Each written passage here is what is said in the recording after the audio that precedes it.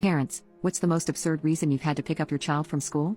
When my youngest boy was 4 years old, I was called by his nursery school teacher and told I needed to come in because he had been using inappropriate language. He had always been a little slow in his language skills, and at times it took a little patience to understand him, so I wasn't too worried. However, when I got there, his teacher said that he had been running around the playground, banging into other children and shouting out bumfuckers. I was horrified. They had my son brought into the teacher's office and he was his usual happy, smiley self, excited to see me earlier than expected and very chatty. I asked him what he'd been talking about today. "Oh, all sorts of things," he said. I asked if he'd been playing a new game in the playground and his eyes lit up and he said yes, I've been playing bumfuckers.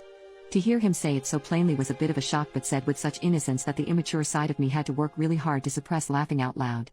I asked him what sort of game that was and he said, "When we went to the seaside, I loved the bumfuckers so I wanted to play it well. We had visited Brighton during the school holidays and it just so happens that the resort has a reputation for being one of the gay capitals of Europe, so that didn't help much."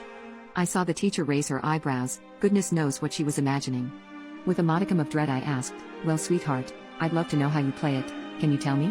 So he climbed off my knee and started running around the office, holding his arms out in front like he was driving, and whenever he banged into an object he'd shout out "Bump" or "I'm a bumfucker." It took a couple of minutes, but then the teacher and I looked at each other, realization dawning on our faces. "Oh, bumper cars, he means bumper cars." The relief was palpable. "Yes, bumfuckers," he said, confused at why we were too stupid to understand his wonderful game. Needless to say, we worked very hard at getting him to pronounce it properly, but thankfully other more exciting games took over pretty quickly.